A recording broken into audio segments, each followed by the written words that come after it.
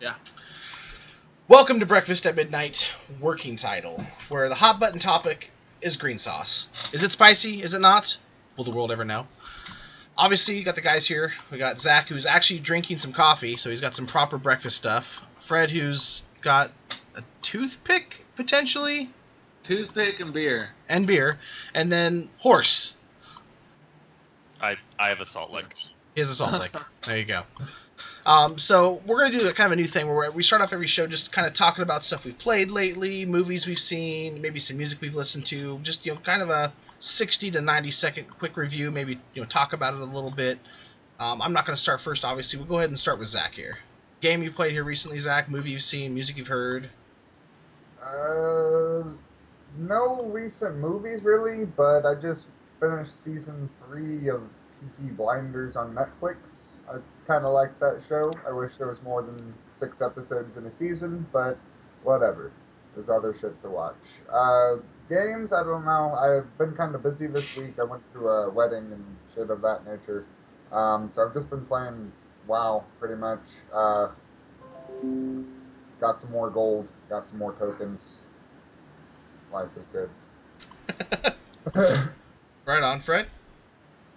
I watched Pool Hall Junkies last night Good flick. for the first time ever. Like, it's one of those movies that I've heard about and had been scorned for not seeing before, and so I finally got around to watching it, and it was definitely worth it. It was one of those, like, I can see why it has such a passionate cult following. It's definitely worth it if you see it in your. Well, there's not a such thing as a local video store, so you're not going to see it there. You're like scavenging, like. We're not here for a history lesson. Yeah, right. But Revisionist one at that. I don't know, wherever you get movies these days. I guess like iTunes or something, like Netflix maybe. I don't know. It's somewhere. Go watch it. It's one of those kind of movies. It's like got enough of a following where you could probably find it illegally. But then you don't know. I don't even know how to do that, sir. Oh, okay, you're right. Neither do I. I hear things. You know what I mean? I hear whispers on the internet. To our very already limited viewership. Okay. I'm not encouraging them to go break the law, officer. I am. You're a horse. Your opinion counts for very little. I am above the law. Horse, anything you played lately? Played? Yeah. Been playing quite a few things, actually. The one thing I'd like to touch on, if you haven't played The Center, the map for Ark, I definitely suggest getting on that. It's a refreshing experience and a decent alternative to the mod maps and some of the other total conversion maps. It's gotten quite a bit more stable since the last time I played it. Lots of new dinos and stuff like that. It's just a good time. If you don't really have anything to play or whatever, it's a really good filler. We played some Gloria Victis, didn't we? Yeah. Not sure if you want to touch on that or if you're saving that for another day or. A little bit later on, we will be. Yeah. God, what else? Quite a bit. Watched some old movies. Touched on old. I rewatched a couple of more recent ones, Deadpool, and there's a bunch of other Marvel movies and stuff. I go back and watch them just to see how they age, and actually I was surprised to notice that the more I watched the Deadpool movie, the more I enjoyed it. Because I know there's been a few people who have watched it and they weren't really fans of it. On the whole, people enjoyed it, right? And obviously it's... Oh, come on now. People enjoy things on the whole all the time. You can't just break up into laughter when somebody utters "on the whole." But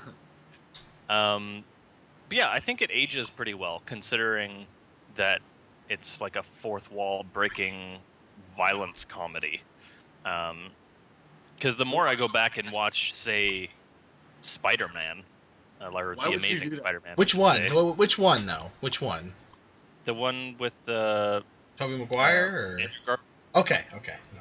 That's a good one. No. That's a good one. Toby The only Maguire. people who should go back and watch the Yeah. one with Seabiscuit is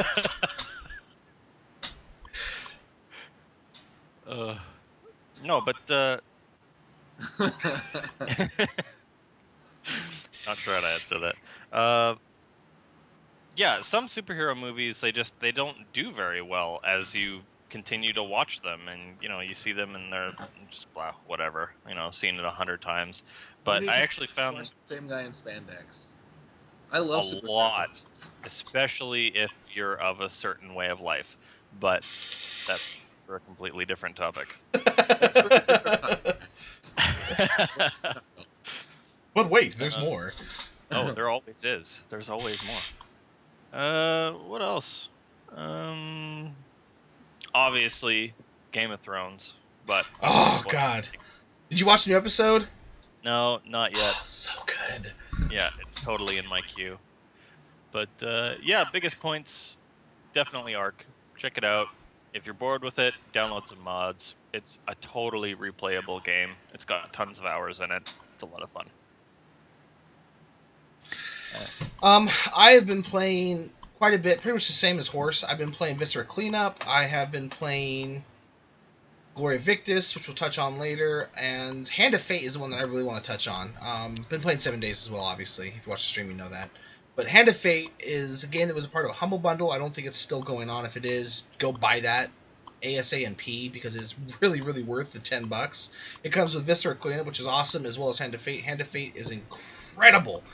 A game that I can't believe has not gotten more press or more acknowledgement. Really, really, really fun to play, as we're doing hand signs apparently. Are you still in third? To me, it kind of recreates and makes me want to play D&D because it feels almost like a AI driven D&D game. It's all about chance. You actually do have a form of fighting that you do where you're actually literally in combat, sword and board kind of thing. I don't think they have a bow that I've seen, at least. But you're just kind of like a Fable-esque, or to me it really reminds me of the Kingdoms of Amalur, the combat in that. And it's just a really solid game that, again, I cannot believe has not gotten more notice or attention. It's completely deserved of.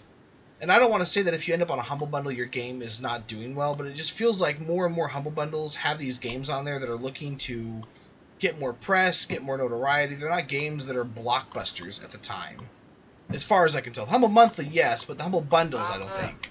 I want to touch on that. So, like, the Humble Bundle started off during this whole, there was a huge, like, wave of pay what you want. Humble being, I believe, the first to offer this for games, where they just got everybody together and were like, hey, let's get all these games that aren't on Steam, let's get these games, or some of them, were, but they were like, let's get all these indies that nobody has heard of, get them together and get some press going, and offer it as a pay what you want, rather than buying them all individually, and then split it up with charity too. Like, Yeah. It was this huge, like, thing. And the whole point of it was to bring publicity to these games through helping charities and stuff, so on. But it was for selfish gain to a certain extent. But it was like collectively selfish or something. I don't know. But yeah, so I appreciate that the bundles are that they still have that, because they have had a lot of bundles in the past, like the Deep Silver bundle and the THQ bundle and the Square Enix bundle. You've had all these huge names that have come out with it, and I just feel a little let down with that, because it was always an independent kind of push. So when these big companies started having their own bundles on there, yeah, it helped out charities, and overall, I guess, like, in a way, is a good thing. But I feel it's almost like a sellout kind of move. Like, you're supposed to be with the independents by the independents. Yeah, like it's kind of a betrayal. You're accepting the enemy's money. And I guess, like, it's it bad. was you, Fredo! But, like... No, I totally get it. And if that's the case, I actually didn't know much about the history of the Humble Bundle or anything like that. So to hear that, I can totally understand why it would feel a little backstabbish to have the bigger publishers on there. So Don't get me wrong, I have purchased a few of them. I can't pass up a good deal. Yeah, right. This is terrible. Take my money. But do you agree with what I'm saying though? It just feels like more and more games. Hold on to it for a second before you let go. That's just kind of.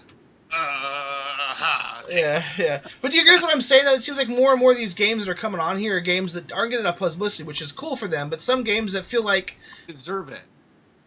do you get what I'm saying though? I mean, like maybe they because the games that are going on there I'm seeing are like Hurt World, where it's like this is a game that is honestly in a market that's very competitive, and we'll touch on that later.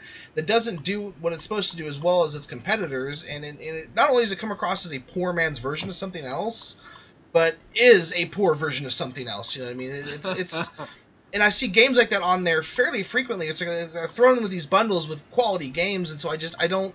When I see something like that, I immediately think, okay, what's wrong with this game for it to be here, based on the past 6 months to a year? You know what I mean? Like, there's got to be a reason it's here. And I feel like Hand of Fate is a game that really shouldn't be there. It should be a game that is vastly popular, vastly more Yeah, but noticed. at the same time, it's not one of those titles that you're like, oh yeah, this is recognizably one of those good games that is the diamond in the rough of the Humble Bundle. So it's a surprising find. I totally Yeah. agree. That was all the point I was trying to make, because I couldn't believe it was there. It is, if you haven't played it yet, try it. It is so fucking awesome. It really is. I mean, Work has it's been swamped. And I'm looking at it on Steam right now. It looks pretty sweet. it's very. I mean, it's really fucking fun, dude. I haven't heard of it before, but like all of the reviews seem positive. Well, for the most part, like the overall was very positive. You always which get those is pretty jackasses good. who are like, "This game is great, except it sucks." Have Or you when Right. you try to play it without a monitor, and he's like, I couldn't get the display to work. What's Yeah. wrong with you guys? Obviously, the game is broken. It's your fault. Yeah, that's what I'm talking about. You get those like, I would love this game if it was a different game. Right, like I'm looking at one review here, and it's like the problem with it though is that it's terribly imbalanced. And like if you played anything even remotely like resembling classic RPG, it's not about balance. No. It's about diversity. And I don't know how they were saying it's unbalanced. I played one of these like stages, if you will, one level, if you will. I mean, whatever you want to call it. It's technically a card, and so your challenge is to get to the end of the area and fight the boss. And Theater of War. yeah, exactly. And I literally did it. I don't know how many times, Horse. I played it like 15 times. And I lost to the exact same mini boss like 10 times in a row. And it wasn't at the fault of the game, and I'm not going to say that it was at the fault of balancing. It was challenging. I was playing on hard mode because I wanted the challenge. And once I beat it, it was very rewarding. It's very Dark Souls-esque in that. Experience. Yeah, I mean, it's like when you played Mario before. If you lost your lives, you didn't go back to a fucking checkpoint. Your ass started over from scratch. You know what I mean? There was none of this fucking coddling you get now. Actually, in Mario, if you hold up and A when you push start, you'll go back to the last world you were in when you died. So you're one of those people. I'm just letting you know. You were saying Cheater. Yeah. that. Far back as the NES, this has been a thing. Shun the non-believer. Shun. Shun. Where's yeah. Thief? I need a shame bell. Yeah, ding ding. But that, I mean, I just feel like it's not getting the notice that it deserves. And for someone to say that it's not balanced is completely absurd, because it's not like a MOBA. It's not an online PvP game, you know. You're playing one character, and your chances at getting good gear or getting improved in anywhere is based on chance. That's the premise of the game, is chance. You know what I mean? Yeah. That's absurd. Which that would be a fun topic for the show. We should do like favorite review of a game found on Steam, because some of those are fucking hilarious. I mean, absolutely hilarious. But I've read a couple of them that were pretty good. there's actually a Tumblr page dedicated to best Steam reviews, and I need to do it more, but I used to try and actually create really funny Steam reviews for games I played in the hopes I would end up on the Tumblr. Like that was like my my Oscar, if you will. I felt like Leo trying to climb the mountain. It hasn't happened yet, and to be fair, I haven't actually made a strong attempt at doing them, but I really need to go ahead and pick that torch up again and try for it again, because I really want to get on that Tumblr page. But let's go ahead and start the topic that I think is going to really carry most of the weight of the show. And we'll lead that into a couple other things. Something Horse brought up that I think is really cool, and really it's talking about what is the decline and regression of MMOs and MMORPGs currently. Kind of to start us off, I think Horse, I think I'll let you go ahead and take the lead on this one, and then we'll go to Fred. Only because you and I discussed this the other day, and you really had a lot of good points to kind of get the ball rolling. And obviously, if you want to interject, feel free to go ahead and say something. Well, I guess the whole basis of it comes down to looking at what MMOs are today versus what they were before. And when I say before, I mean during when WoW was emerging as the titan that it has held its spot as the past 10 years. So you used to get these games that would be put out there and they'd actually be relevant and competitive in terms of graphics and mechanics, and like it was obvious who the winner was, but it wasn't by the breadth that it is today. Because now when somebody goes to release an MMO, it's either shit or it's shit, because nobody can really top things off the way that it was done in the past.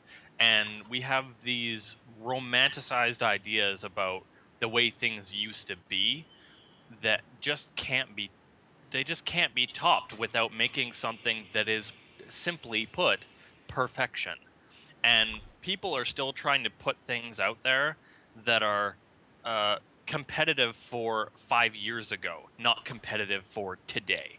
And publishers are pushing things out sooner and sooner than they should be. They're all looking for, oh, well, we're losing money, where can we make it up? And it's breeding all sorts of bad habits for this industry that are, well, for the industry that is essentially an art form. And when you put all this negativity and just cancerous ideas really into the industry, it corrupts it and brings it down to the point where we are now, which is, in my opinion, the fall of the MMO. Because they take so much capital, and no company or publisher has the patience to put in the time and the effort and the work to make something that deserves to be that next Titan. And it really is sad, because I think Fred's about to pee. The things that made the industry great just aren't there anymore, and they are kind of taking away from the whole genre, because nobody has any faith in these things anymore. People look at it and they're like, oh great, just another MMO. You know, how is it going to suck this time? Is it going to suck differently than the last thing that sucked? Well, maybe, but let's find out. And it's really shifting things away from the whole massively multiplayer scene, and it feels like it's pushing it back to the cooperative RPG. Like area. a Diablo kind of thing? Kind of, yeah, because those carry less risk, you can put in more time and get higher quality graphics and party play. Because most of the time, people were playing with friends they knew in real life anyway. Mm-hmm. So, unfortunately, it really feels like the whole genre is dying, in my opinion. All right, Fred. I think that's his thought.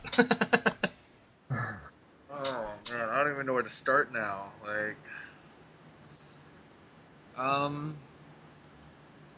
MMOs started dying shortly after World of Warcraft hit its, like, I don't know how many fucking million players. Like, Didn't it peak at like 11 or 12? when World of Warcraft literally became a goddamn golden goose, every other company was like, games, what's that? They literally hired tons of coders with their goal was never, ever to make a good game. None of them. Anything past World of Warcraft, with the exception of a handful who have actually tried something new.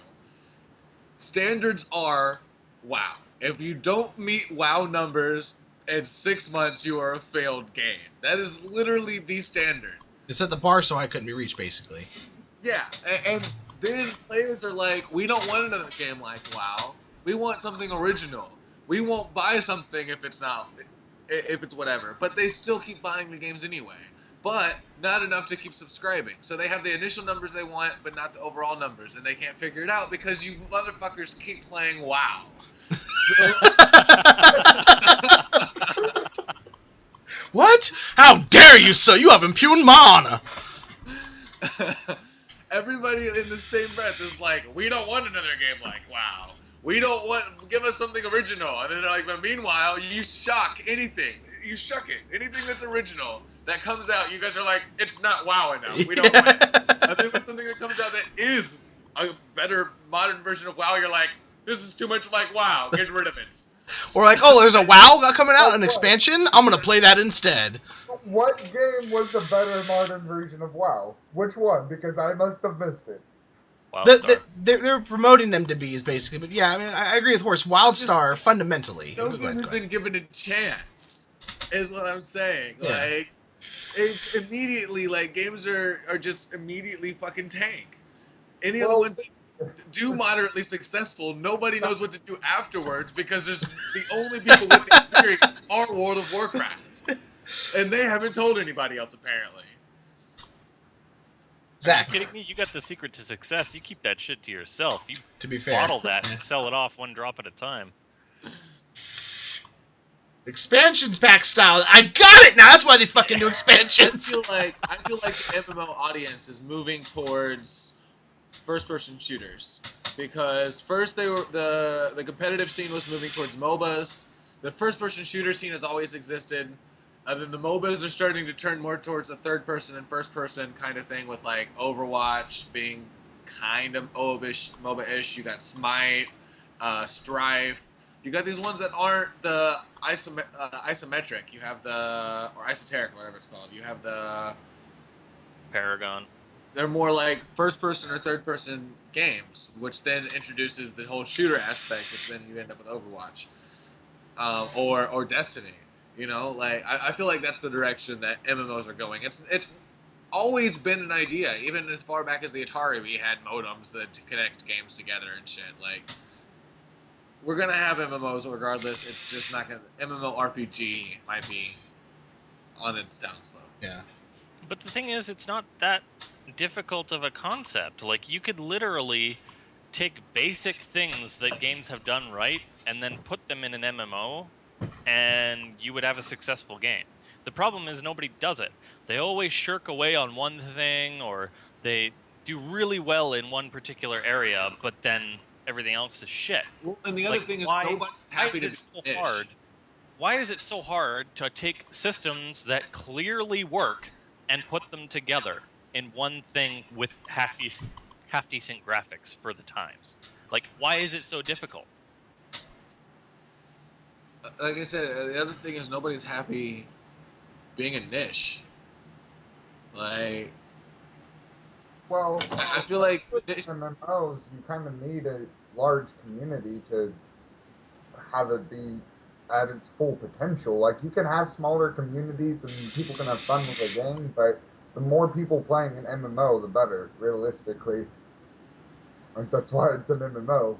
this is true, but that's why you have a one server or a small server, or you shrink your worlds down. You know, you do something to make it But then seem people filled. scream that the ice caps are melting. They freak out. Like, there's a huge stigma of server mergers or anything like that. As soon as you start doing that, people will scream that your game is dying and jump ship. Yeah, basically. Basically, the ship's on fire. We get the fuck out of here. I mean, you look at a game like Portalarium's making Shroud of the Avatar, and its community is very small, and very devoted. But it's, again, very small. And so you go to play that game, and it has elements that are really, really good and great ideas, but there's no community. And so the game is thusly it's unfun. It's not you don't want to play it because there's no one really to play with other than a couple friends. And the elements that it does very, very well, you can find in other games where they've done it and done it on a better scale, if you will. Kind of like what Horse is talking about, like, you know, like a Diablo thing where it's you know, you and a group of friends. And so those are funner to play because of what that game does right. And then playing this game, you don't want to play because you're entering something that's unknown, and then again, you're looking for a WoW-like experience. You're looking for this massive online, and you're not finding it because the community's not there. I mean, me and Horse were playing WildStar, and It's not there because you guys keep playing WoW. no, You I guys need to decide. You guys just need to be like band together, good or bad, select a game and be like, this is the next game we're playing. If it sucks, they have all our money to make it right. They can afford to pull the WoW people over to make it good again, and then you'll have WoW well, again. let me counter that with the fact that me and Horse played Albion Online, and we went fucking balls deep on this Oh, game. yeah. We're talking lots of money spent. We're talking a guild we had that was several hundreds of people. Well, maybe not so, at least a couple hundred people. We're talking when we were at our height, we had around 45 to 50 people online in the TeamSpeak, crowded as fuck, with full of people, and that was just our guild, and we were a medium-sized guild at best, to be honest with you. We're talking about the world was shoved full of people, and people were playing the shit out of this game, and then the company, with the money, with the people investing their time, with the people all aboard us, and me and Horse, again, we were balls deep in this game, we were ready for it to be successful, they start making dumb decisions. And so I feel like the problem is that when companies do get what you're talking about, they, again, what Horse said, they don't know what to do with the success. And then they start making complete rookie mistakes, and they just fumble the fucking ball. I mean, Either they, that, or they really just stop fucking trying because, Yeah, they hey, got their look, money. we made our quota, we can relax. No, you cannot. In my opinion, with a game like that, you don't relax until you're a year and a half past launch, let alone closed beta. At that point, you can start to relax and kind of, ease off the fucking throttle a little bit. But you need to be fucking, foot to the fucking floor that entire time if you want to be anywhere near competitive against WoW, who's honestly the one you're competing against. Everyone else is looking to finish second at this point. Until WoW fucking shuts down its servers or completely goes free to play, that's what you're looking at. I mean, I asked Horse, a year ago, why hasn't WoW gone free to play? I feel like nobody plays this. But the fact of the matter is, people do still play this. Everyone goes back to WoW because it's it's like the trusty old ex-girlfriend. That's what you know. That's what feels comfortable. It may not be perfect, but it works. And the new game you're playing is making these mistakes. You feel like it's a trouble. I think the one that really started this off for me, at least, was ArcAge. Had all this fucking potential, all this talent. It looked beautiful. All the things were there for it to be. Zach's just shaking his head No, ah. hell no. But it had everything in place to be great. I mean, phenomenal to be a WoW killer, and they just went so heavy into this, pay to win. You know what I mean? It was so overly grindy. They refused to modify it for Western society. It was built for for Korean gamers who like the grindiness of it. It was not made for Westerners, and their refusal to adapt is what killed that game. And the fact that it was fucking Tryon, who obviously is going to fuck up anything given enough time. But, I mean, and to this day, I don't understand why. At one time. Well, Rift was, but again, it's Tryon. They're going to fuck it up. I played ArcAge. I think I got up to level 6. And by that point, I had an inventory full of shit that I was not allowed to open until I had more labor, which is something that I could not actually acquire through any other way than waiting. Yep. And at that point, I declared to never play the game again. No, it was. I mean, it's. It was so grindy, which, I mean, being semi-grindy isn't necessarily a bad thing. And kind of to touch on Gloria Victis now, is it's a game that has grindy elements, and it's still very early in its development. It's so very early along. But the potential for it to be very successful is there. I mean, I don't think it'll ever reach proportions of WoW or be that successful or anything like that, but it's got the potential to be very good with that grindiness. I mean, you have to really work to earn stuff, which I enjoy. I think a lot of people will enjoy. Right now, it's basically a glorified crafting / PvP game. I haven't done a lot of the PvP. I mean, we need to really be working on that, but it seems a lot of fun. It's kind of like Life is Feudal, but done right. Because Life is Feudal is obnoxiously grindy. It's grindier, in my opinion, than most Korean MMOs are, which is saying a lot. Oh, yeah. We spent a good week and a half, 2 weeks of very dedicated gameplay in this game, really trying to, like 12 hours a day or more. Yeah, I mean, we were really trying to, to squeeze the juice out of this fucking thing, and we had not gotten anywhere fucking close to mid-game, let alone end-game. I mean, castle walls, and because you can build a castle on there, seemed like a far-fetched fucking idea. Not to mention the community being, again, very, very small, is really going to be something that holds that game back. And I don't think you'll have the same issue with Glory Victus because, again, there's a lot more element to it. It's not as grindy, but it's something that could really do well, in my opinion. Other MMOs that I think might salvage the fucking fall, Pantheon, which me and Horace have been working with to try to get some information on, so maybe interview something like that. Maybe even a Crowfall, which again is, and I think it's behind schedule, isn't Horace? Like pretty fucking heavily, like months behind. But I'm okay with that Yeah. because Yeah. if a game is behind, if a game isn't behind schedule, you're missing something. You're not putting doing forth the it effort. right. Yeah. Like you're clearly skipping over some QA or some shit. So I'm okay with waiting, and they actually seem like they've got a good, unique concept for something that can let players do something permanent, but at the same time something fleeting, and it allows for that floaty ease of play that I guess a lot of people get intimidated by from regular MMOs because they're like, oh, I don't want to invest all this time, and it's so long. There's so much to do, blah blah blah. And I think Crowfall's gonna cater to a certain people that haven't really been touched on yet. So at the very least, I think they'll find some success there. But they've got good concepts. Yeah. I mean, Fred, anything else on this? Zach, I don't know if you had anything else you want to say. Yeah, I find, like, again, like I said before, communities in MMO has always been the most important thing. And even within WoW, over the last several years, you've seen a deterioration of the community. Mm-hmm. Like, and most of it started with things that were good, or at least seemed good at the time, like quality of life type of adjustments, like the dungeon later became the raid finder and things like that. And I'm not like an elitist type of player, but I feel like the game reached a point where you no longer had to know the world. You no longer had to interact with the world. It was just like another menu. And go on, Zach. You guys are clearly so, not watching Twitch chat. I'm just saying. No, not at all. Oh, is he having some technical issues? Somebody laughing at me. No, Horace, someone wants you to say nay. Nay. I don't know. As far as MMOs go, I feel like it's the same as like a social network. It doesn't matter if it's good or not. The people just have to go to it. Mm-hmm. Facebook, how many things have come out that everybody's been like, oh, this is going to kill Facebook or this is going to beat Facebook. And it doesn't fucking happen.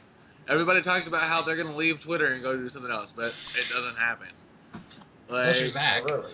well, I mean, obviously, with, godlike beard comes godlike social media responsibility or something. I don't know. Something.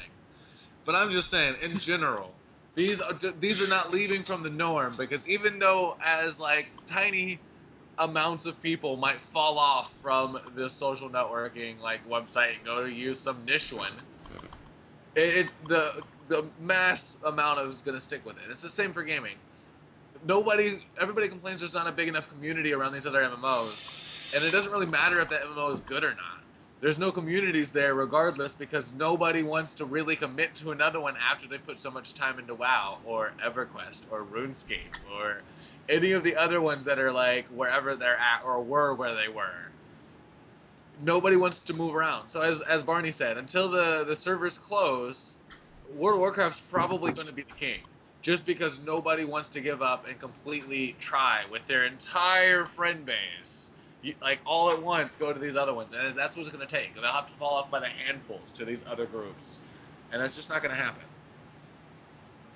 So, kind of to lead into the next subject, and something that, as we're seeing the MMOs start to fall off, in my opinion, we're starting to see a growth in survival-based games. 7 Days to Die, Ark, Hurt World, Rust.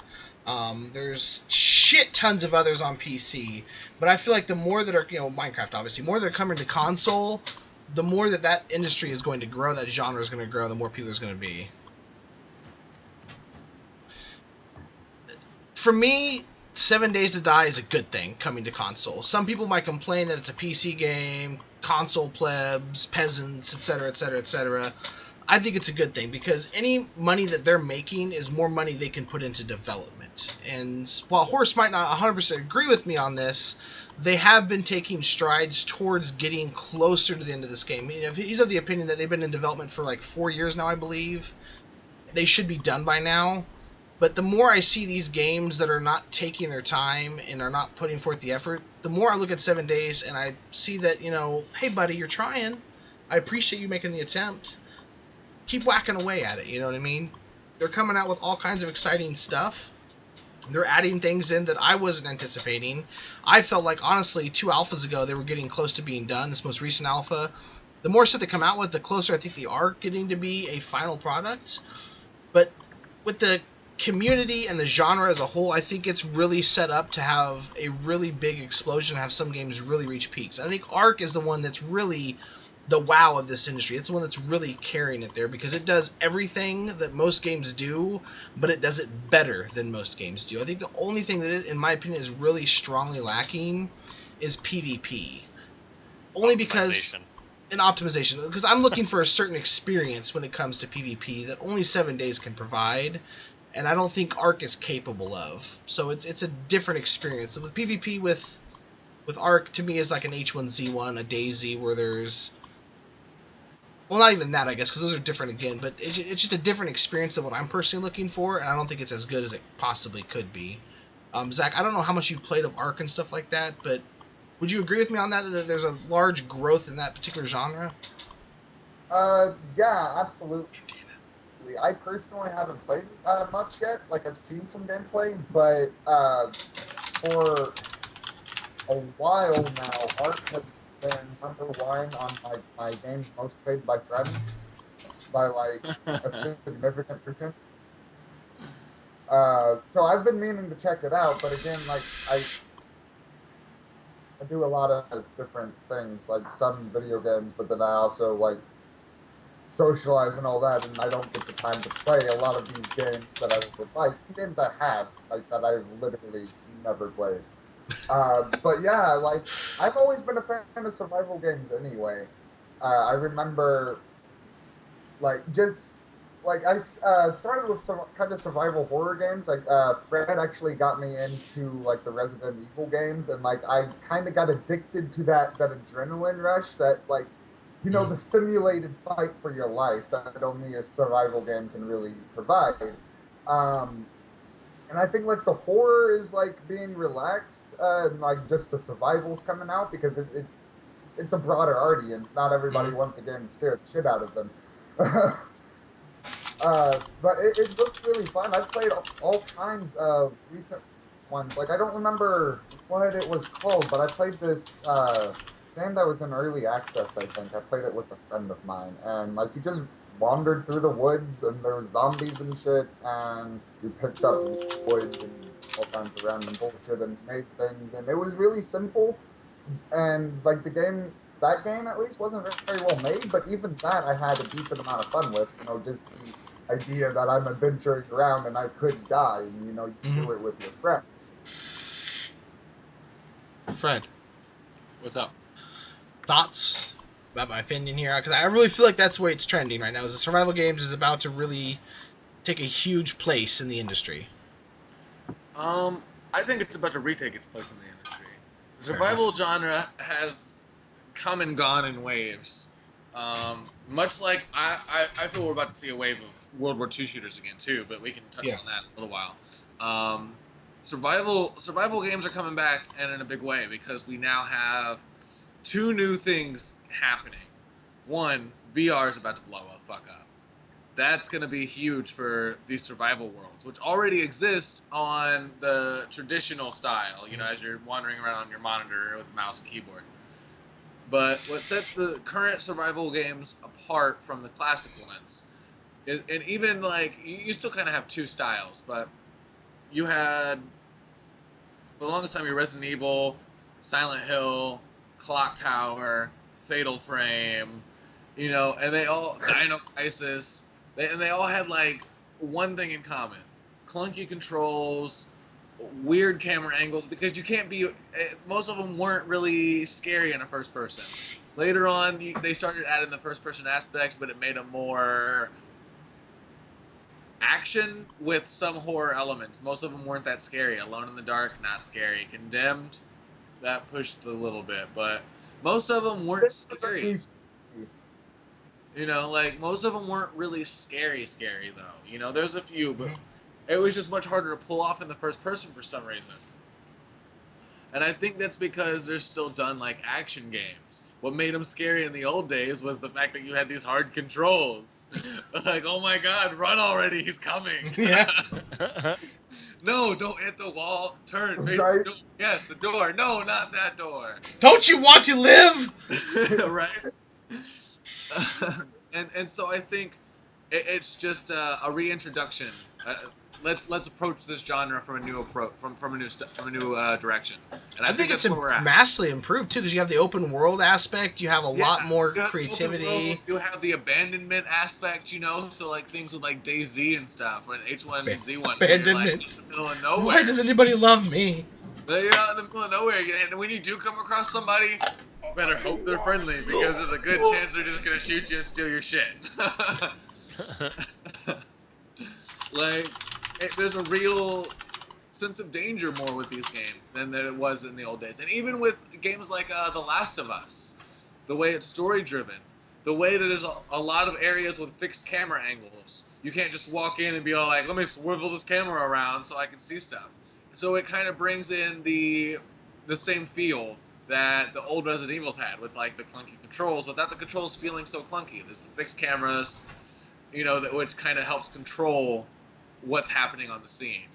Because you're not going to be scared of something if you see it sneaking up from around the corner like, Yeah. oh, I see you, motherfucker. You can't jump out. Yeah. See, and I think, if anything, they've gotten scarier in the sense of the adrenaline you feel from it because there's other people on the other side of that screen, you know what I mean? That's what I'm saying. And you don't know what the reaction's going to be. Exactly. I mean, and somebody might have better skill than you, and they, like, you know, like Zach was talking about, you're fighting for your life to get these resources, fighting for your life to stay alive, and when you died in like Resident Evil stuff like that, usually you just restarted like a checkpoint or the start of a level, something like that. Now it's like you might lose all the loot, the stuff you've worked so hard towards getting, stuff like, you know what I mean? I feel like there's a lot more at stake now with these types of games, which is what's adding to its popularity more than anything else. And I agree with that, but I agree. There is definitely a resurgence in survival horror. But to say that they haven't been on console before or that it hasn't been big before, I wouldn't call it survival horror, though. I mean, there's the horror aspect because of the adrenaline. I'm talking about survival games and the eating and drinking, the open world aspect, the building and crafting of a homestead, if you. I'm talking about that I mean, there might have been. That's what I mentioned about the new approach thing. You know, like Yeah. those are definitely coming around. But the thing is that it's still survival horror. You know, to a certain degree, it's still because it's not just survival. You're not just being like, oh, I'm on a plantation and I hope I don't get dysentery. It's not. They're not Oregon Trail. There is a zombie version of that on Steam. Fucking I dysentery. haven't played it yet. Well, have you But- played Ark, though? Because, I mean, I got to be honest with you. There's very, very little that it holds in comparison or similarities to a Resident Evil. I mean, they're completely night and day different, other than the adrenaline, which I guess you could attribute to fear in one game and another game fear from a player. I mean, there's not a whole lot of connection But there. you directly compare Clock Tower with Resident Evil, you know? I don't even know what that is. Well, okay, so nobody Like a would hipster. directly compare Fatal Frame, you know, or it'd be like comparing DOA to Street Fighter. Like, they're both fighters, but they're not the same, you know? I guess not, but I'm just saying, like, to me, it's a resurgence, I guess, of the survival stuff, but I don't look at a Resident Evil where you're obviously trying to survive and get through these zombies, but I look at something like a 7 Days to Die, which would be kind of similar because of the zombies aspect, but Yeah. you're also having to eat and drink. It's a completely, random generated world, so you never know what you're going to be walking into. When you're looking for supplies, it's not like you have a certain spot you can go to. The world's And constantly you think changing. that's going to add to, like, if you're, like, really immersed in the game, you don't think that's going to add to your horror? Not in the same sense of Like, Resident oh my Evil God, I wanted need to. food. Oh my God, I need a drink. There's a zombie at the door. Well, like, when I look at Resident Evil, I see the horror game that was based on, like, not necessarily jump scares, but the fear of the game world. It's like a horror movie, you know what I mean? When I look at 7 Days, it has horror aspects because of the zombies, but they're really not that scary. You're not really afraid. And maybe that's just me because I'm not afraid of it. I see the fear of another player because you don't want to lose your shit because you're trying to survive. I see the fear of another player because you're fighting for your life. I mean, I see that connection, but I feel like they're two different genres now. You know what I mean? You have the actual true survival games, and then you have a horror survival, but I don't really consider it a survival game because there's no food and eating. There's no really anything like that. You know what I mean? But if you were You to don't look need them a up, shelter. what would you call Resident Evil? A horror game, a horror shooter. I wouldn't call it horror survival. It's gonna like Maybe completely redefine the name of the genre for like a game that, like, To be honest with you, I never heard anyone call it horror survival until you just did a few moments ago. I've always heard it called a horror game. oh, it's definitely survival horror. Hold on, I gotta look this up for you. But no, like, it's a resurgence. Like they had back in the day in the 80s, you had your text-based horror games, like and that was survival horror. Like you had Zork was one. You had Shadowgate. That one was fucking wicked. Yeah, but I guess I just feel like a lot of these things are shifting more You were- towards survival RPG rather than survival horror because Yeah. you've got a lot more character depth than you did with other games. And progression. Yeah. I just never heard it called survival horror before. I've heard it called horror games. I've never heard like Resident Evil compared to like a survival game because I feel like the first real survival game that I can think of off the top of my head would be Minecraft. But I guess it's because it's again kind of a procedurally generated voxel. You're building literally. You have to build your house to live inside of to escape the things that are outside. I mean, that to me is a survival game is where you're having to construct things to help you live, and you're not necessarily following a linear path or a storyline. I would agree that they're different genres now, but Resident Evil is very much a survival horror. You have a limited amount of inventory space. You have a limited amount of health. You have to hold your guns, hold your ammo, hold your herbs, which give you health and all that, and like all with very limited inventory space, and you never know what you're going to next, but you know for a fact the game is going to try to kill you. Would you call Halo So a survival shooter then? No. Would it's you like- would you call Devil May Cry a survival horror? No, like. Oh my god. It's, Okay, so at least like, look at you the page. wouldn't. It's an action RPG. Plain and simple. That's what it is. Like I get the point you're trying to make. I've just literally never heard it called that. I just linked you to an article that even Where'd you like link it at? says the term survival horror. I linked it on I Facebook, agree, so you don't have to open it on Now, the screen. but it's The term still survival a- horror was something first else. used for the original Japanese release of Resident Evil in 1996, which was influenced by earlier games with a horror theme such as 1989's Sweet Home. Bam. The first game to be called a survival horror was, in fact, Resident Evil. I guess, like I said, I just feel like the definition of... Deny it. I don't want to deny it. I just feel like the definition of survival has been expanded upon, and thusly it shouldn't be considered a survival game anymore. But if you don't have a competition to really define survival at the time, you see what I'm saying? Like, I look at that. Definitions evolve. I mean, I just don't see it as a survival game. I'm not saying these other games aren't survival horrors. I'm just saying I think just saying like, that the distinction- genre has not been it before is definitely missing. This is just a new approach. It's a new form of it. And just Yes, like that I- Resident that I Evil was a agree. form of the old text-based, and like Mhm. almost mystery-based style game. And that's all this is. It's the same shit with a new package and a new way because the technology is advanced. People got bored of the old way, but they still want to be scared. They still want to have the survival side with being scared. I guess so, but it's. I mean, to me, it's like tomato becoming ketchup. To me, ketchup's something completely entirely different, even though it's based on a similar or salsa compared to ketchup. I mean, they're based off the very base thing, but you have something entirely different, in my opinion. That's what I mean. I feel like with this growth of this genre, I don't think you could include Resident Evil alongside it anymore. Not that you ever, in my opinion, would have, and that I wouldn't have. I never looked at it like that. I look at Resident Evil and I see a Halo type game. Not necessarily a first-person shooter, but a shooter-based game. With Resident Evil, you had specific save points. If you didn't make those save points, you didn't get saved. Same with Halo. You respawn with Halo. There's no respawning with this. That's what I'm saying. Did you not go back to those save points? Like, if you died, would you not start back over? I've never played Resident Evil. Like I said, I've never played it. Okay, Resident Evil, like, you could play for hours. It's more like Oblivion if you didn't have an autosave. Okay. And you never saved it for like 5 hours. Okay. But you had to specifically go to spots to save. And you had a limited number of times in the game you could save. And you had to hope you had a fucking ribbon cable to save the shit in the first place. Yeah. You might not have been able to save at all. You might have been fucked. Yeah, you have to Just find pause the the game item and and nobody pull it shut in you order off. to save. You had it limited It very inventory. much was. So you had to choose very carefully what you had and what you wanted to combine into other ammos or into herbs to heal yourself. Because sometimes you just completely fuck yourself with like huge ass guns and no ammo and herbs that didn't do shit other than give you stamina. So now you can move better, but you're still dying, bitch. What are you gonna do?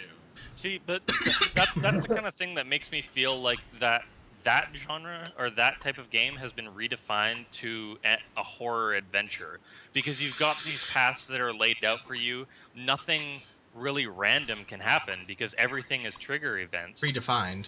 And Well, then yeah, that's what I'm saying. Like, Half-Life 1 was the first game to have the triggers like that.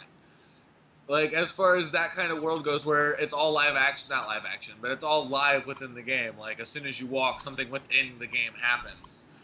Half-Life was the first to do that. That was in 98. So, Resident Evil came out in 96. It wasn't capable of that yet. And so, yeah, it was an expansion on the old adventure games that were text-based or, like pen and paper-based. And it has expanded. And then the genre, like, with the Seven Days to Die. With 7 Days to Die, or with H1N1, or DayZ. Like, it's H1N1. still... H1N1. I think that's actually a real disease, H1N1. It is. Isn't that a swine flu? H1Z1, my fucking bad. There are people everywhere crying right now, Fred, because of you. How do you feel? Okay, well, that's fair. I'm just saying. Like, Yes, the it triggers is in been fact around. swine. Like, and this, all it is a reintroduction. You have your limited inventory. You're moving around and trying to make sure you don't get killed. You have a point to go around, which is survival. You want to make sure you get to the end point, which no games have endings anymore. It's always like, this is over for now until the expansion or the sequel, but wait, there's more. Always. This is for whenever you get sick of repeating it. Or they're completely open world and never end, like MMOs. But it's the same genre. It's the same shit. It's just modernized. But I do think it's definitely going to get bigger and continue getting bigger until it implodes again, which will also happen. People are going to get bored. Well, it just that happens. That's just always how it happens. It bubbles up, it gets really big, and then pops. Then somebody's like, we haven't done this in a while, and everybody's like, oh yeah, we haven't played that in a while. And it bubbles up, and then it pops. And it In repeats. 10 more years, we will have a VR MMORPG survival game, and no one will ever play anything else again because we will get trapped in it.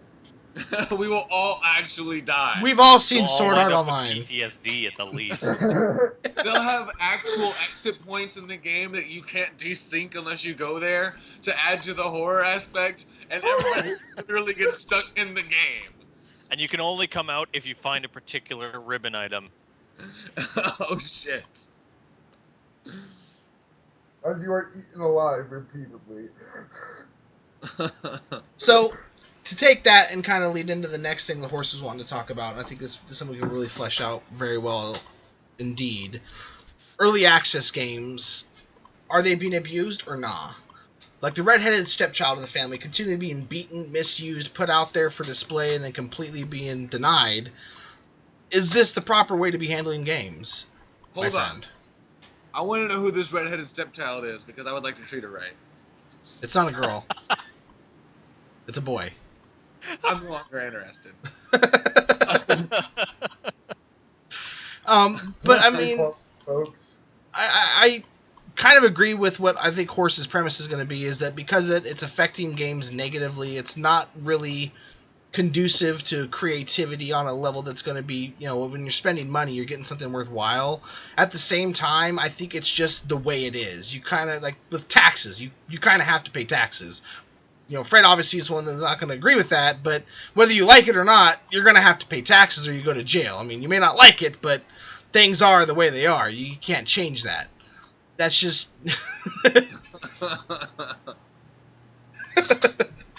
but I mean, it's such a great concept. It's such a great idea. People have been begging for things like this. Give me a key for this game. I know it's not going to be out for 2 years, but I want to play it the way it is now. I don't care. Let me beta test it for you. I want to be a beta. This is beta testing now. And it is, I agree, hurting, but the concept is sound. It's just not being executed right by most companies. You know what other concept was sound and was a really, really good idea until it got abused? I swear to God, the V2 rocket. The what? The V2 rocket. Yeah. It was never intended to be a weapon of war. It was never intended to kill people. It was meant to go to the moon. But they still used it to kill a whole bunch of people and make life really, really shitty. Fair enough. So I just feel like when a concept like this backfires in the spectacular fashion that it has, because so far I can only list off one game that has done early access properly, which would be Ark. I would counter that with saying I think Fortnite's doing it right. Are they early access? Like, do you have to pay to get in, or is it? You can't even pay to get in. It's invitation only. But that's not early access. That is an invitation only alpha. I guess you technically could buy it from G2A, but I don't think I get what you're saying. That's player reselling. Don't sully that. Okay. That's what I do right. That's not really early access. Early access, you have to buy in. Early access is early purchase of the game to play what they have now. And the only game that's done it right, the only game that has made good on their promises and kept their timelines and all sorts of shit like that is Ark. Because they actually understood, if we make these promises, we have to keep them if we want to be successful. Every other game that has done it... I have to step in on it. I have to. Like, do you though? I've been involved in several companies over the years, and I have to say, like, you definitely need to be able to take a step back, not just you or the developers or just everybody, like on anything. Sometimes you have to. You never know what's going to come up when you're doing code or when you have a deadline for something. There's always the possibility of some random shit happening that just completely sets you back that you just don't know about. The dates given are almost always estimated, and the problem is that these people often will give hard dates. On this day, we're going to have this for you. And I think that's mostly because a lot of these people, this is their first game. It's not just early access like, hey, we're going to let you play Final Fantasy 24-5, early. This is like, legitimately like, hey, my name's Jim and this is my very first game, and I don't know if I can afford to make it on my own without your guys' help, so early access helps me out, and I think by this day I'll have the next patch ready. But then he gets in there and starts coding, and he's like, holy shit, this bug is harder to fix than I thought. There's no way I'm going to have it ready by that day. Well, Fred, everybody flips the fuck out. Hold on, so let me just... I think what Horse is saying is companies like DayZ, where they promise things by certain dates and never actually deliver on the promises, period. Not that they're put behind, which I think we talked about a little bit earlier would be an okay thing, like with Crowfall, where they're behind right now, but they're behind for a good reason, because they did have, so I think that what he's saying is companies like DayZ was like, we're going to have this by this time, and they not only don't have it by that time, they're not even close to done because they're asleep at the fucking wheel.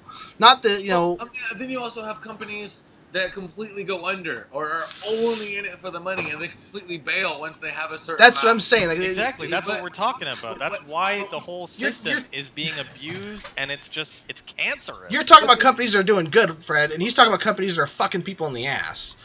But the companies...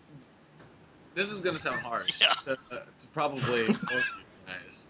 But you bent the fuck over and gave them money to fuck you in the ass. Like... if you didn't research the company beforehand, if you didn't look into anything about them, if they just recently opened up and they're just like making these huge promises, who are they to make these promises, and why the fuck do you believe? It's not about us though. It's about their accountability towards all of the other average gamers Well, out what there. is your Everybody accountability else. for being the purchaser of an early access? Well, let me put it this way then. You have to look at it as every company is pretty much doing this now. There's a lot of upstart companies doing this. So you're talking about the companies that are actually have track records that you can look at. Those really aren't present anymore. There's 1,000 game companies coming out. And I think, Fred, you're approaching this from the idea that maybe the company should be forgiven, whereas we're looking at it as these companies that are screwing people over nonstop. I'm not at all saying the company should be forgiven. I'm saying that people shouldn't have to have their mistakes wiped away because everybody made the same mistake. If everybody walked off the same ledge and fell to their deaths at the bottom, like there's not gonna be like, well, we know you all made the same mistake. No, So but what we're gonna go ahead if there's a company that puts up a billboard that says, you know what, like say McDonald's. Say McDonald's is like, okay, we're gonna have this new sandwich available at every location on this day. But you're going to be blindfolded as you walk. And then you go in on that day and they don't have it. Well, that's false advertising. And they say that we never intended But McDonald's to have this has not sandwich come forward available and done everywhere. that. Fucking BJ McFlies, who you've never fucking heard of, is the one doing it, and you believe him. Then when he's gone the next day, you're just like, this guy took my money, and nobody's ever heard of him before. But the thing is if it was in advertising or anything like that, it would be accounted as false advertising, and you would be able to go and sue these motherfuckers.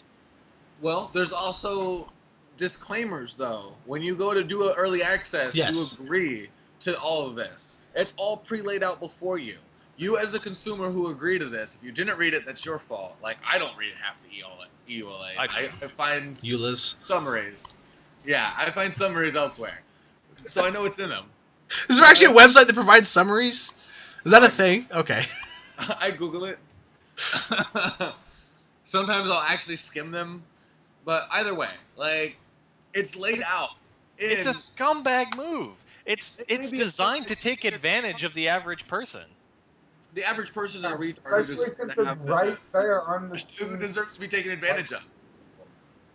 Well, I agree kind of with what you're saying, Fred. I think it's unfair for the industry to be heading that way because it's not the right way to approach it. Yes, you're right that people should read these and expect the games to fuck them every time, but everyone kind of does now. And so what that means is now these companies that do have good intentions are not going to get the funding they deserve because of this approach to the industry, which I think is really at the heart of what Horse is trying to say. That these people that are taking advantage of people and people are buying into it and then getting screwed are now far less likely to bite off the apple anymore. They're going to look at this. They took a really good concept and a good idea and something that could have helped a lot of fucking people, and they just shit all over it, and they made us take a bite. But why? But they didn't make you take a bite.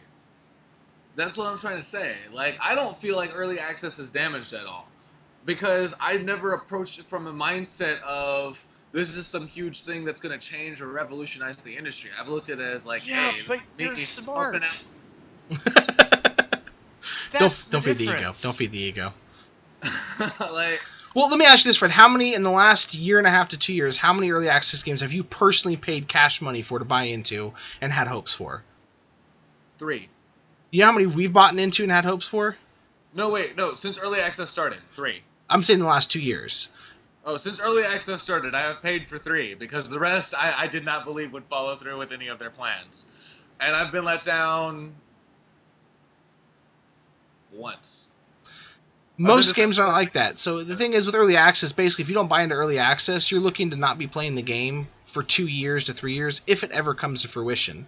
And so if nobody starts buying into this because they're all reading this as possibly not failing, a game like 7 Days, a game like Ark, a lot of promises, you don't know if they're going to deliver on them. Obviously, hindsight being 2020, I think both games have done a decent-ish job. Ark definitely, 7 Days is open to opinion, of delivering on those promises, whether they're meeting it in a certain timely manner or not. But most games are not. They're not even coming close. They're, whether there be good intentions or whether the company be going under or whether they just be fucking doing a cash grab, where most of them are honestly just a cash grab. If you don't buy into these games, they're not going to have the money to do anything at all, so you'll never know. What I'm saying is, without these people walking off this ledge, nothing's going to happen or get done because these companies aren't going to get funded. On the other side, before early access, we still had game developers. We still had indie Yes. games. We still had good indie games. Early access hasn't given us anything we didn't already have before. It just gave us access to some different things. And actually, it really didn't. It just made it easier. Did it not give us Early more, though? access existed. They were just alphas. It was like they were called founders programs. Like they've been had all kinds of names over the years. It's nothing. Is there now new. more of them, though? I mean, would you not at least concede that there's far more of them now than there was 7-8 years ago? And you guys are complaining about saturation of unfinished games. That's what I'm saying. Is like because of this, you have a lot of unfinished games. You have a lot of bullshit people just doing a quick cash grab. You don't have any more unfinished games, in my opinion, than what you used to. You just see them. That's what I'm saying. It's the same thing when people say that people are worse than they used to be. Page now, for People some are reason. just as bad as they've always been. Social media just brings it to your face. There are just as many unfinished, unwashed out dreams that just used to be hidden on message boards, and now they're in your face on Steam. That's the only difference. I think this has allowed a lot more wolves to get into the fucking hen house, though. Honestly, I do. Because were it not for the growth of this early access ideal and stuff, and Steam promoting it, obviously, I don't think Origin does quite as much or any other. But see, I think it's Steam primarily, Yeah. and then obviously, like you look at like not G2A, but Green Man Gaming does a lot of it as well. So does obviously Kickstarter. I think without those mediums, there'd be a lot more companies that didn't even get off the ground. So there's the benefit of them getting off the ground, but also it's allowed for a lot more pollution. And so the concept is sounding great, and I agree with what you're saying, but I guess I honestly feel like you're coming from the aspect of having these friends in the industry and knowing these people from someone that is seeing a lot more positivity from that side of things, and we're seeing things from the side of things we've bought into these games where they've been promising things, and they show these things as working. These things do have promise. It's not like we don't buy into games if we think they're going to fail horribly. We buy into games with the hopes they're going to succeed. I'm not approaching this from a friends in the industry standpoint. I'm approaching this from snake oil salesmen have been around for centuries. Yeah. Fair enough, but the thing is, like, okay, Like, before this is this common whole sense. system was in This is place, it. you had these publishers, these really big publishers that everybody knew, like fucking EA and Ubisoft, and they're still around. But the games that they've been putting out, in my opinion, have actually gotten better because now they have to keep an eye on these little guys that could come out of nowhere because of early access. Do you agree? I Okay. agree with this. Now But the it's- thing is, say it's not just early access. I would say it's from Steam in general, Humble in general, Indie Gala, GOG. You have all these different gaming purchasing options, as well as like people that push indie games in general. So they have to step their game up because not just early access, because as you said, a lot of the early accesses really haven't come to fruition properly. It's more of an ease of access to cheaper, better made games. Like, look at okay, but Fez. how do you get the funding to make those games in the first place? If you don't have one of those publishers backing you, how do you get the money?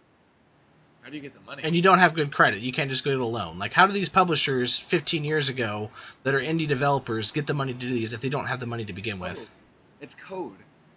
To do them on the scale they're doing now, like a 7 days or an arc, how do you get the money to fund these things properly on the scale you do now? I mean, you couldn't back then. But Exactly. nowadays you've got things like Kickstarter and shit like that. And it really comes down to proof of product. Actually prove you have a product. Really look into what you buy and what you're investing. Be smart, just like with any other investment. If you were buying a car, you're not just going to take the salesman's words like, this has never been in a car accident before. Absolutely. There's only 5 miles on this 1974 Buick. Like, are you just going to take this word for it and just be like, you know what? This guy, he seems honest. I'm going to go ahead and buy it. Get it home and then fucking cry that it fell apart. Like, yeah, fucking course it did. It's a fucking early access vehicle. It wasn't a symbol jet. You know?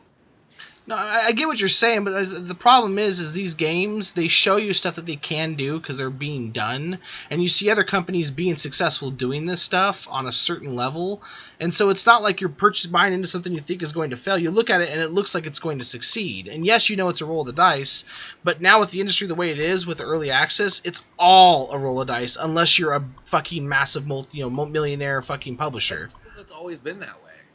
I don't think so because they I didn't think have the it's- funding 15 years I ago. just think it's more in your face. Other than the funding differences. Well, the I funding feel- differences add to the amount of people that can do it, though. That's what I'm saying. If 15 years ago you couldn't do funding for this, you couldn't happen.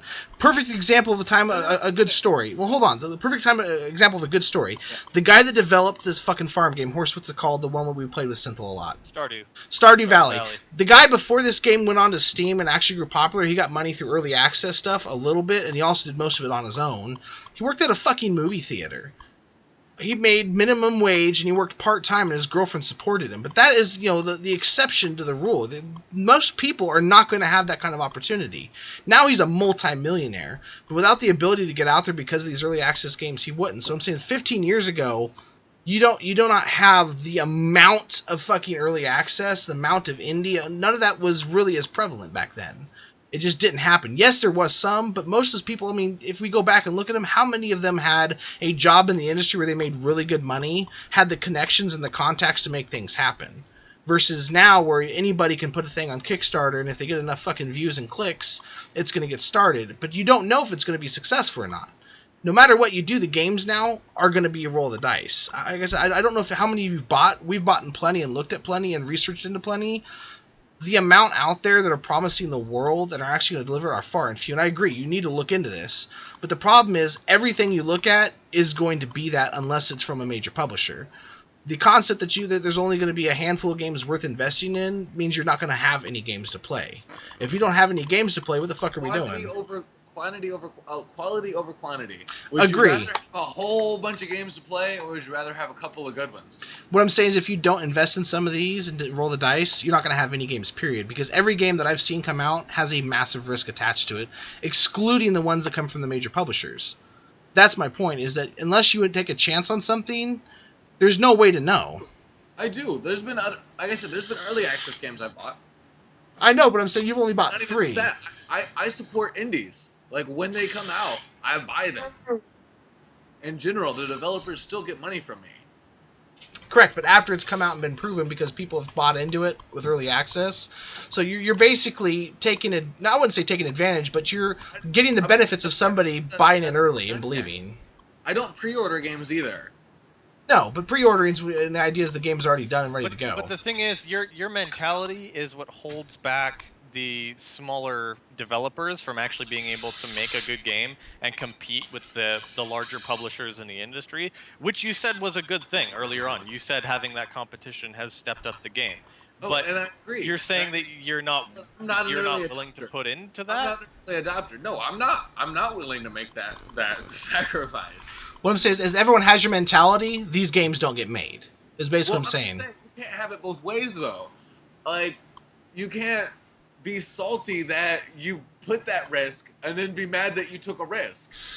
Like, we can't be mad at the risk we took. We can be upset that people continue to do it, though.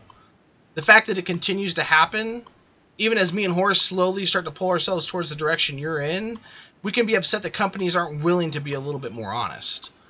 I mean, that's if we're willing to purchase these games, we also reserve the right to be fucking critical of them for being assholes. That's what I'm saying, is that this is, in our opinion, going to hurt the industry because it's going to take away from the amount of indies that can make games. Arcade screwed over a lot of people, and because of that, it's been harder and harder and harder for these MMOs to really get made. So there might be great MMOs on the horizon that aren't going to get made now because of the current MMOs fucking everybody. There's survival games that might get indie games, all these games that might not be getting made because they can't get the funding because of the current assholes screwing people. And yes, we should be careful what we're buying, but if we don't buy, they don't get made. What I'm saying is we're wanting them to take some accountability. we need a middle ground. We need a middle ground. I don't think we're going to find it. Yeah, don't throw so much money on early access, but still be kind of picky. Like, maybe. Well, I don't see the whole mechanic of an early access, right, is to bump up the competition, to make people start sweating in their boots to actually put out good product. So I think if there's a way that we can do away with early access, but keep that fire lit under publishers' asses to actually make them try, I think we can come to a really happy medium. But unfortunately, I don't know of any way to do that. How about they offer money back guarantees no matter what? If our game sucks and we don't deliver you, I mean, I don't think that's a terrible thing to adopt. I mean, if you're going to promise I something, feel like it should be a percentage.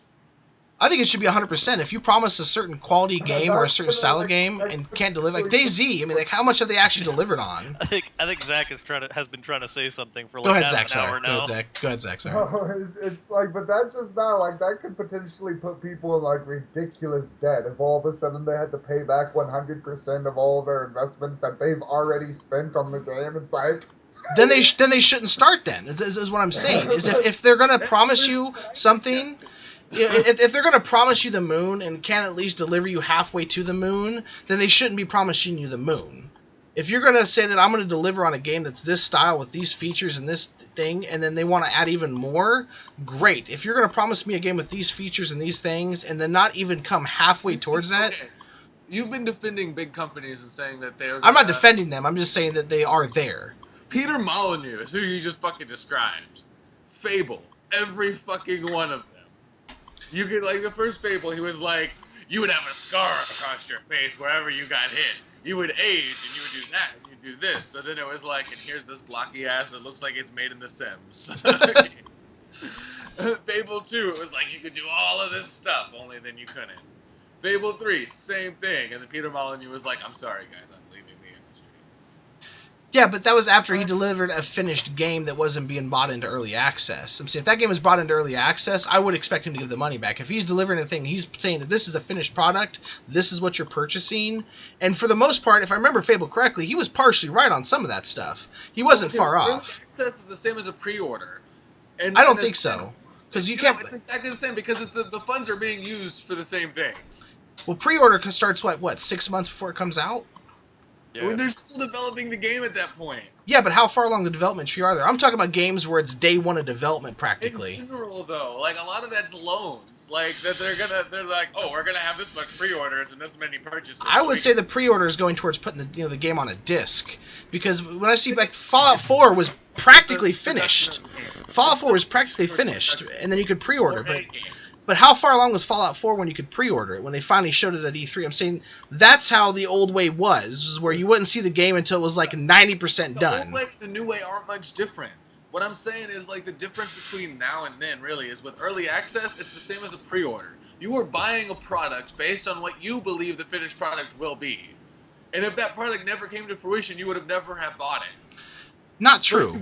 But you did buy it. With Fallout 4, they showed you what they're going to have, and they're, again, 90% done. With early access, you're buying a game that's maybe 10% done, and they might add those features. When you pre-order a game like a Call of Duty or a Fallout 4, you're seeing what you know what you're going to be expecting. You can already see. When you have a pre-order, you have a guarantee, and if the difference You know is that if you know how many people didn't get Duke Nukem Forever for however many years? Prey for however many years? There's games that's still like Mighty Number 9. Like, how many games have been available for pre-order that have been canceled? Tons. This is nothing new. None of it's Yeah, but new. those are so few and far between. When I see a pre-order, again, I see a Call of Duty or a Fallout. That's what I think when I see And pre-order. as I said, with crowdfunding and with more people buying these frivolous games, more people are going to be there, and it's going to be more in your face. Like, I still think the whole thing I needs to don't go. think it's gonna damage It's the been industry. bad for the Overall, industry in it's- general. I don't think it necessarily needs to go, but if they offer a money-back guarantee 100%, if we don't deliver on what we're saying, or at least come close to it, you get your money back. And if with DRM and stuff like that, that means that you can't play the game, which with a game like 7 Days and stuff like that, where it requires online multiplayer, if you don't have the Steam version, you ain't playing the game, basically. You might play single player on a pirated copy, but it's going to be a shit version. And it's going to be laden with bugs because you can't get the support you need. And so, I mean, it's if they offer this money-back guarantee, it's going to set a lot more minds at ease. But no one's willing to offer it because they're too afraid they're going to fuck up. Which I get, but I would rather they have people fuck up and companies go under, and then the consumer gets screwed over as often as they do. That's just my opinion. But I think we've really reached a point where obviously we're going to see things two different ways. I don't think there's any more gold to dig out of this thing. I think it was a really good discussion, and we're looking at about an hour and a half into the podcast now. So, last minute thoughts, anybody? Zach, you haven't said shit because we don't stop talking, and you're very quiet apparently. So, any last thoughts from you?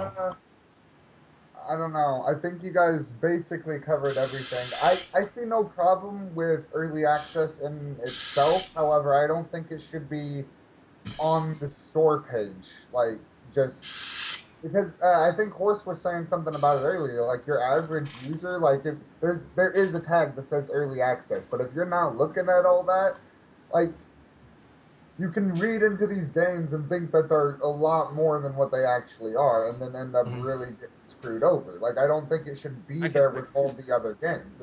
It should be somewhere else, have its own little thing where, like, these are the games like how in Greenlight development. is. You gotta Right, search for some Greenlight games.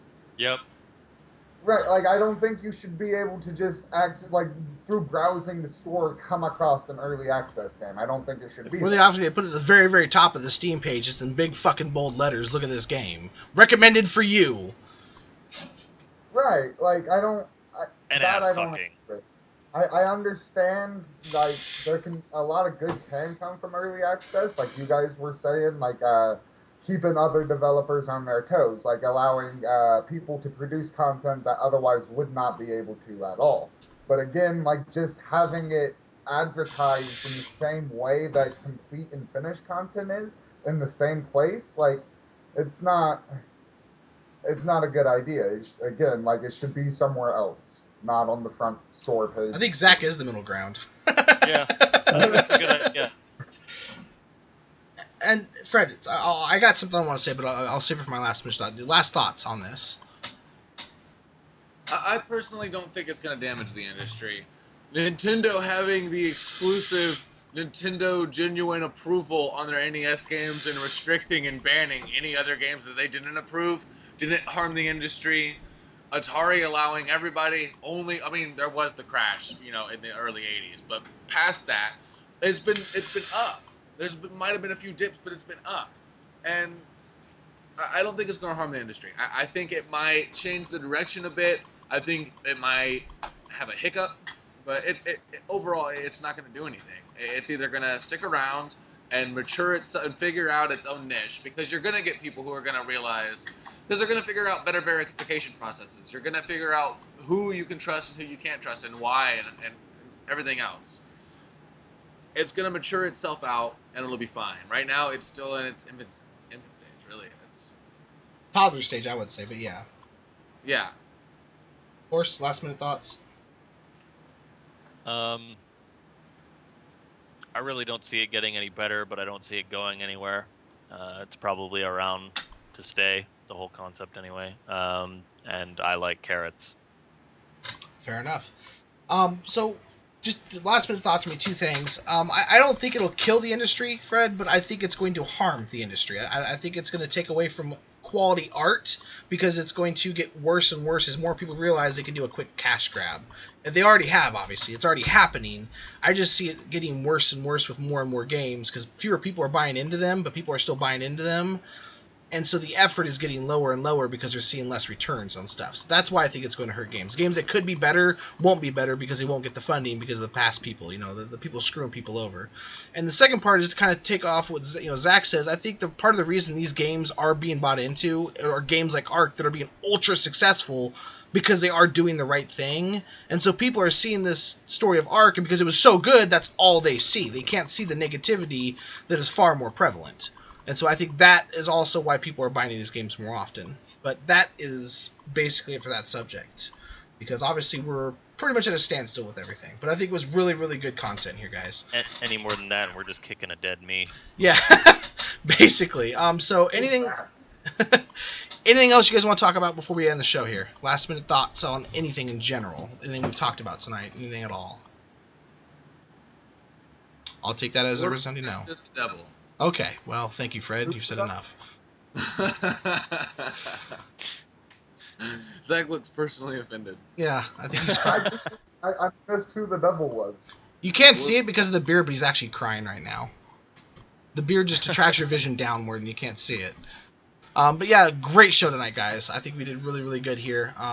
Thank you, everybody that came out to watch, view, and I think we got a new follower, which was fucking awesome. Obviously, we're going to be sticking around a little bit after the show. I got a little concept to throw the guys' way here to try out just at the end of it here. We might put up there on YouTube afterwards. And yeah, thank you, everybody. Told you, man, I'm not into that. Whatever. He says that now. Bye bye.